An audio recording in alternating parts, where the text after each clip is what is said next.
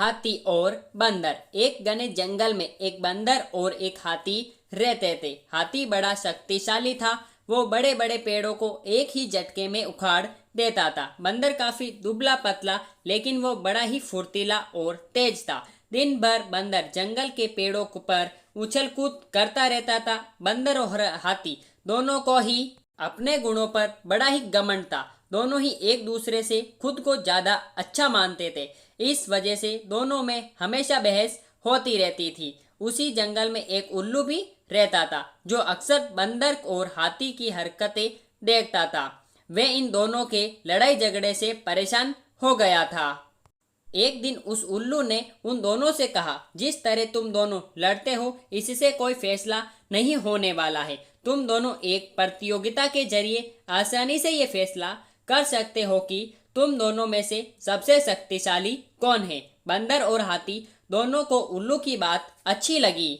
दोनों ने फिर एक साथ पूछा, इस प्रतियोगिता में क्या करना होगा। उल्लू ने कहा, इस जंगल को पार करने पर एक दूसरा जंगल आता है, जहाँ पर एक काफी पुराना पेड़ है, जिस पर एक सोने का फल लगा हुआ है। तुम दोनों में से उस सोने के फल को जो पहले लाएगा, उसे ही इस प्रतियोगिता का विजेता बनेगा और असल मायने में सबसे शक्तिशाली कहलाएगा। उल्लू की इस बात को सुनते ही बंदर और हाथी बिना कुछ सोचे समझे दूसरे जंगल की तरफ निकले।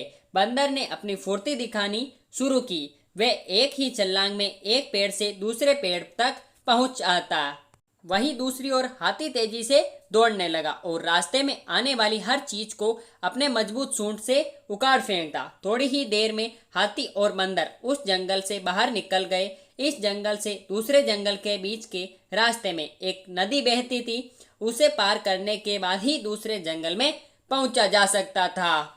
बंदर ने फिर से अपनी फुर्ती दिखाई और झट से वे नदी में कूद गया, लेकिन पानी की लहर काफी तेज थी, तो बंदर नदी में बहने लगा। बंदर को नदी में बहते हुए देखकर हाथी ने तुरंत अपनी सूंड से उसे पकड़कर पानी के बाहर निकाल दिया। हाथी के इस व्यवहार को देखकर बंदर काफी हैरान हुआ। उसने विनम्र होकर हाथी को अपनी जान बचाने के लिए धन्यवाद कहा और अपनी हार मानते हुए हाथी को ही आगे का सफर तय करने के लिए कहा। बंदर की इस बात को सुनकर हाथी ने कहा, मैं नदी पार कर सकता हूँ, तुम भी मेरी पीठ पर बैठकर इसे पार कर लो। बंदर हाथी की बात मान गया और वे हाथी की पीठ पर बैठ गया। इस तरह दोनों ने नदी पार कर ली और दूसरे जंगल में पहुंच गए। फिर दोनों ने मिलकर सोने के लगे हुए फल वाले पेड़ को भी खोज निकाला। सबसे पहले हाथी ने अपनी सूंड से उस पेड़ को गिराना चाहा, लेकिन वह पेड़ काफी मजबूत था। हाथी के प्रहार से भी वो पेड़ नहीं उखड़ा। फिर हाथी ने निराश होकर कहा, मैं अब ये फल नहीं तोड़ सकता हूँ। बंदर बोलो, चलो मैं भी एक बार कोशिश करके देखता हूँ। बंदर फुर्ती से उस पेड़ पर चलने लगा और उस डाली पर पहुंच गया, जहां पर सोने का फल लगा हुआ था। उसने वह फल तोड़ लिया और पेड़ के नीचे उतर गया। इसके बाद दोनों वापस नदी पार करके अपने जंगल लौट आए और उल्लू को वह सोने का फल दे दिया। फल पाने के बाद उल्लू जैसे ही इस प्रतियोगिता के लिए विजेता का नाम बोला, वैसे ही बंदर और हाथी ने मिलकर उसकी बात को